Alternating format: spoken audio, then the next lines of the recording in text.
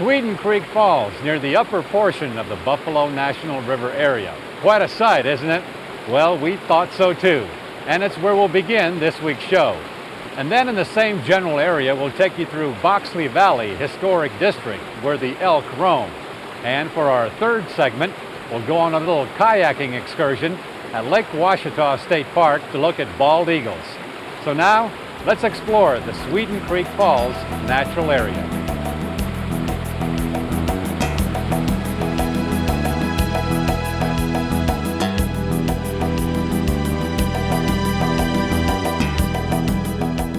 The Sweden Creek Falls natural area is actually under the protection of the Arkansas Natural Heritage Commission. And once again, we asked our longtime friend Alf Carter of Ozark Wilderness Works and Azalea Falls Lodge, along with his dog Stonewall, to guide us in.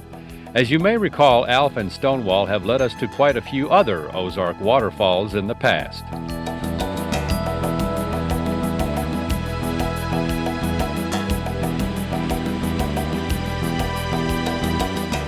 Venturing into this area is really not all that difficult. From the town of Boxley in northwest Arkansas, take Highway 21 north for 4 miles, then turn left onto a dirt road across from the Azalea Falls Lodge sign and proceed a little more than 3 miles to a gate on the right. There you can park near the gate or across the road. From there it's only about a half-mile hike to the falls, if you stay at the top of the bluff line.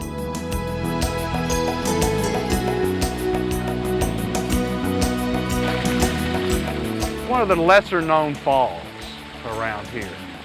What we're doing today is what I call the Fire Tower Waterfall Tour. There are 4 spectacular waterfalls all along the Fire Tower Road here. And we're just 6 miles east of Kingston, 4 miles west of Boxley. This Fire Tower Road, there used to be, well, there still is the Buffalo Fire Tower, and it would connect all the way along this ridge to the Permy Fire Tower. That's why they call it the Fire Tower Road. We coming here, having fun. A lot of locals from Fayetteville come here now. They do some bouldering, rock climbing down in here. But the place still doesn't get a lot of traffic. If you want to have a really neat picnic, this is the place to do it, I think. And you know, one thing you could do is stay at one of the lodging places around here, like Azalea Falls, and short walk in here. I'd say a little more than a half mile. You know, you got a great spot. It's the natural mill race sluice right here. The kids just love to play in, and this because it has such a big watershed, it runs longer. It has water later in the summer. It's a great place to come. This is really a destination hike to me.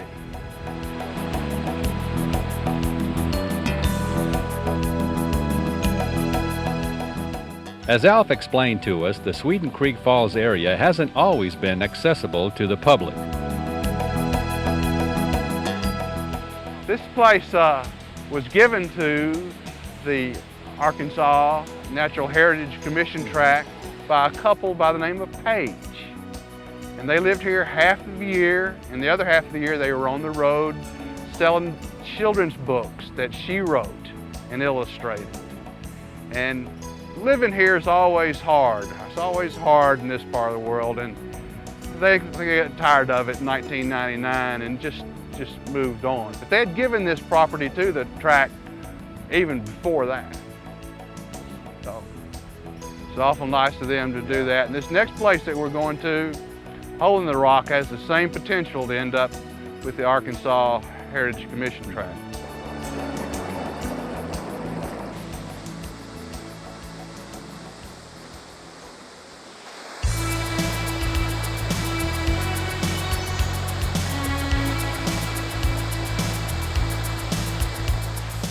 Hole in the Rock Falls, just up the road from Sweden Creek Falls, as Alf mentioned, will also be accessible to the public. The way they found the Hole in the Rock, of course, is Ozark Society. Founding fathers, Neil Compton, Ken Smith, Harold Hedges, Evangeline Archer, they do all these hikes. And One day walking up all the way, there's another really cool waterfall on down, but they kept coming on up and they ran into this thing. You know, this might have been one of them that the locals weren't too sure of.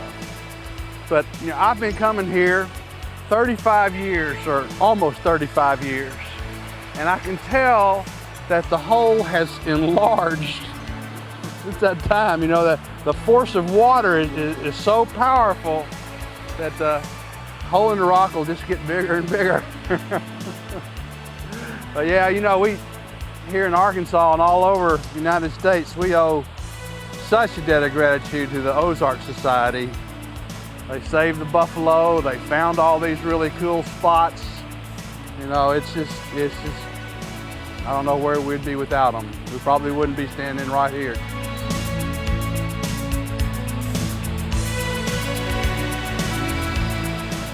Watching the water as it comes gushing through and out of the rock becomes absolutely mesmerizing. You just don't want to leave.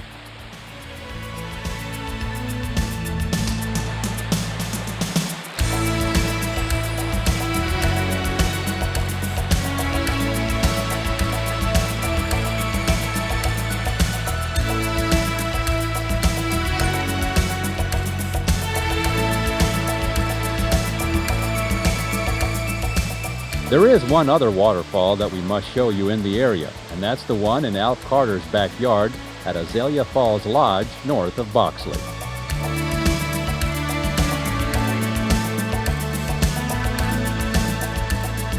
Azalea Falls is actually a 4 to 5 step waterfall that cascades more than 80 feet down a hillside.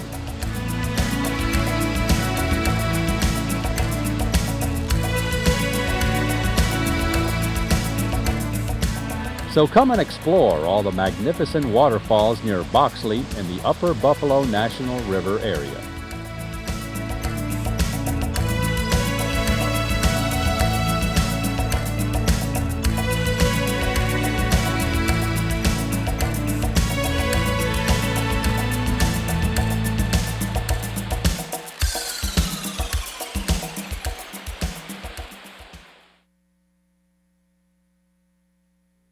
From historic structures to an old mill to elk to even an elk education center, it's all here in the Boxley Valley Historic District.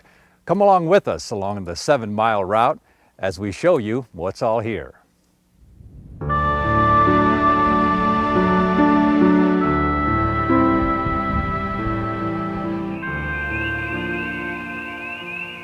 Boxley Valley along Highways 21 and 43 south of Ponca is one of the most scenic and tranquil valleys in the state. The one aspect of this valley that makes it different from the rest is indeed the elk herd.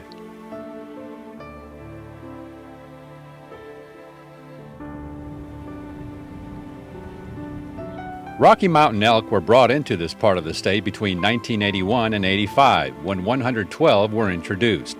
That number has now grown to about 450. Elk are one of Arkansas's most sought-after animals among wildlife enthusiasts, both for viewing and photography. And an excellent place to go and learn more about these wonderful creatures is at the Ponca Elk Education Center.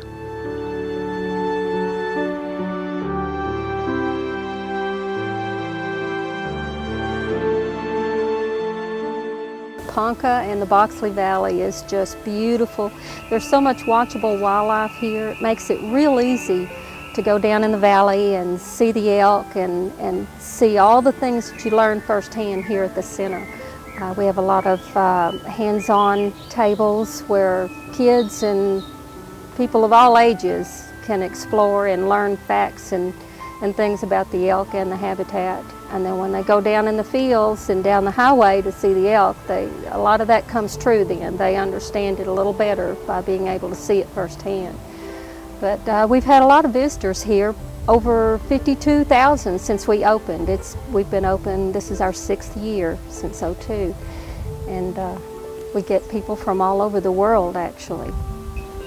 And they have a really good experience with the exhibits of being up close and personal with an elk. They actually, you know, see how big they are. We do. They're life size. They are full body elk mounts. We also have an Arkansas black bear. from right here from White Rock Mountain actually was where it was taken. But the elk are from a commercial business up north. They're not actually Arkansas elk that were taken here out of the fields. That's a question we're asked quite often. But they are Rocky Mountain elk mounts. There is a cow and her calf, which was actually stillborn, so it is the actual size of a newborn elk calf. They can weigh about 35 pounds. There's a bull elk still in velvet, something you don't often see. And when does the velvet antlers, so when does that happen?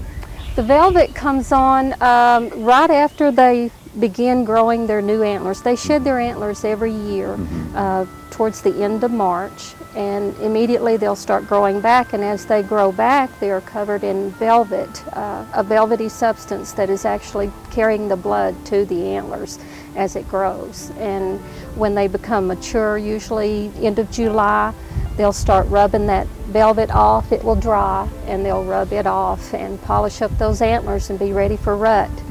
So for defense and intimidation and as to impress the cows.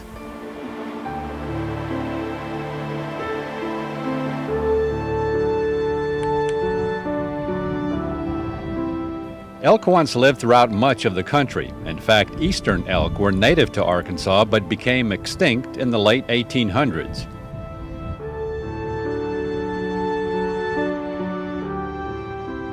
They are extinct. The Rocky Mountain elk is a subspecies, and that is very close to the eastern elk.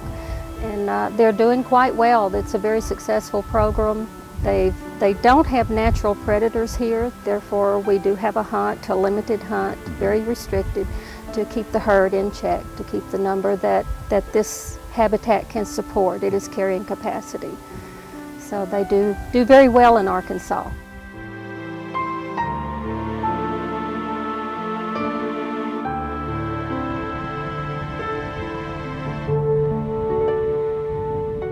During spring and summer, you can usually spot the elk either early or late in the day grazing out in the fields. In the fall and winter months, your chances are even better, as they tend to stay out in the fields most of the day.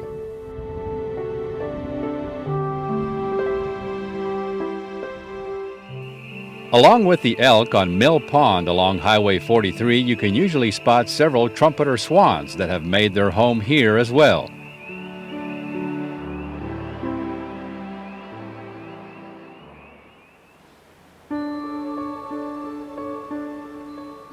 The other fascinating side to Boxley Valley is the heritage and history.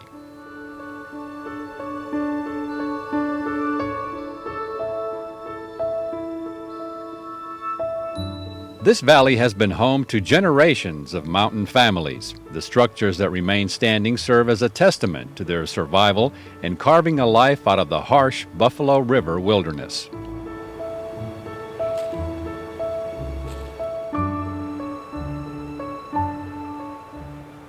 One of those early settlers was Beaver Jim Villines, who was locally renowned for his ability at trapping beaver. A portion of the log house he was born in still stands at the intersection of Highways 43 and 74. Later, descendants turned the old house into a barn for farm use. Beaver Jim's home after he married is located near the Ponca River access. A short walk up from the river will take you to the double pen log house and the other farm buildings, which are all typical of a 19th century Buffalo River farmstead. The oak section of the home was built around 1854, and Beaver Jim added the cedar section after he moved to the farm in the 1880s.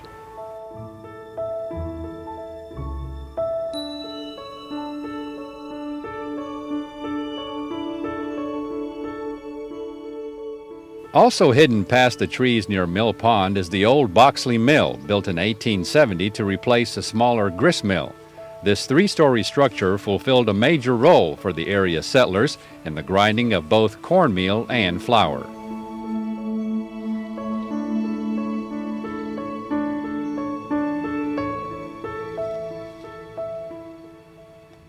So take the drive for yourself through Boxley Valley and explore what this unique area of the state has to offer in wildlife, history, and heritage.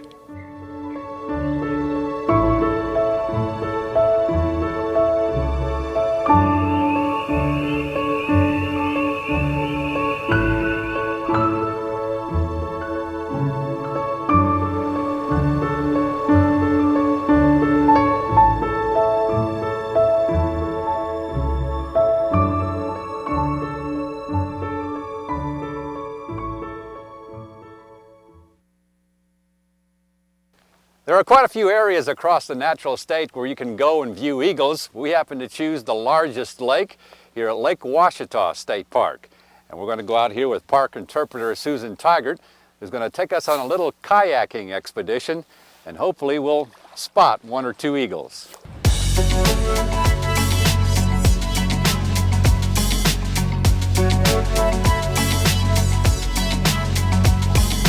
Known for its scenic beauty and the clarity of its waters, Lake Ouachita State Park is located at the eastern end of the lake in a beautiful pine forest. During the winter months, this state park is well known for its eagle tours.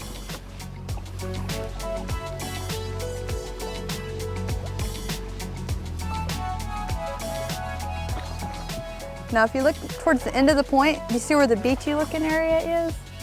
To the Yeah. right? Almost looks like you can pull a boat up to it. Oh, yeah, yeah, All the yeah. way to the right. I see it. He's up on that. Straight in front of me.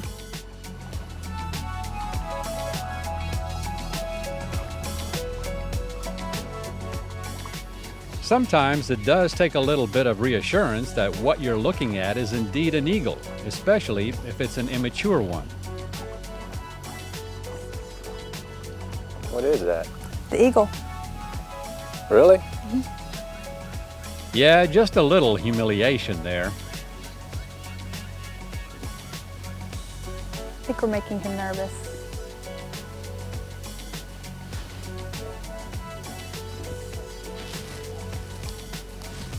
There he goes.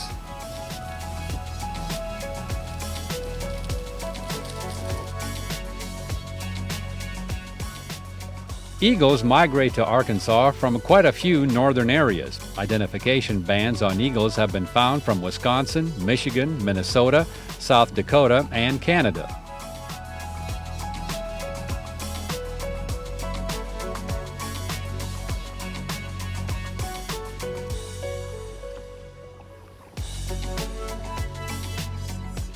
It's estimated that almost 1,000 eagles make their migration annually to the natural state, so your chances of spotting one or two are usually pretty good.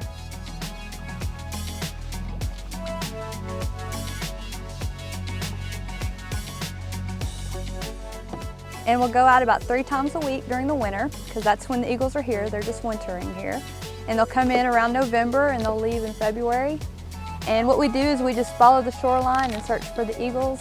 Typically they'll be close to the edge of the water, and the mature eagles are the easiest to spot, obviously because of their white heads. The immatures are a little bit more difficult, but if you just look for the large bird near the shoreline, it's a good chance it's an eagle perched in one of the trees.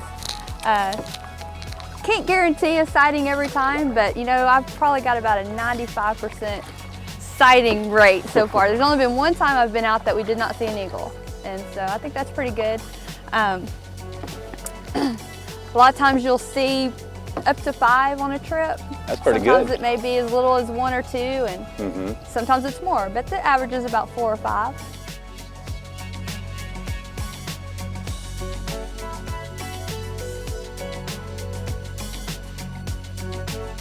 This point right here, the very last pine tree. He's probably about 3/4 of the way up. You seen him yet? Yeah, I see him. Maybe he'll let us get up a little bit closer to him. On those rare occasions in which maybe you won't spot an eagle, experiencing the spectacular Lake Ouachita scenery alone makes up for it.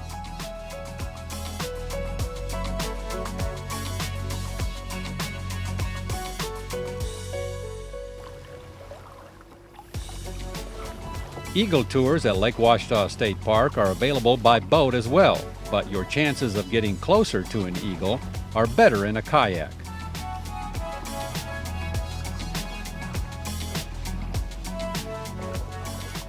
And whether by boat or in a kayak, binoculars are almost a must. If you don't have a pair, not to worry.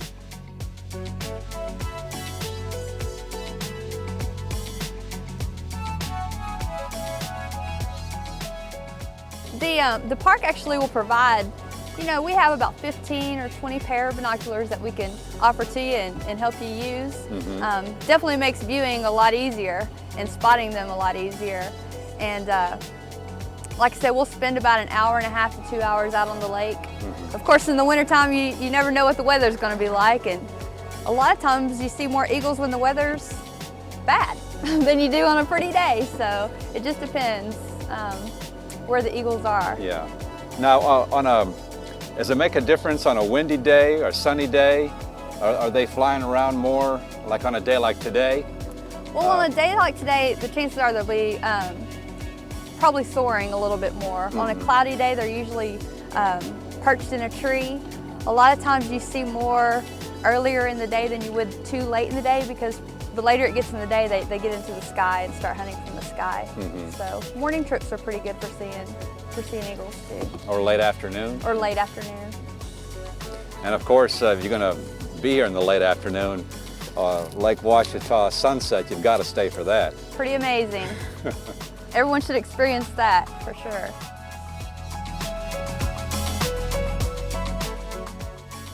And a good way to experience a Lake Ouachita sunset is along the Caddo Bend Trail, which will take you to the Point 50 overlook, or Sunset Point, as I like to refer to it, for a sight like this.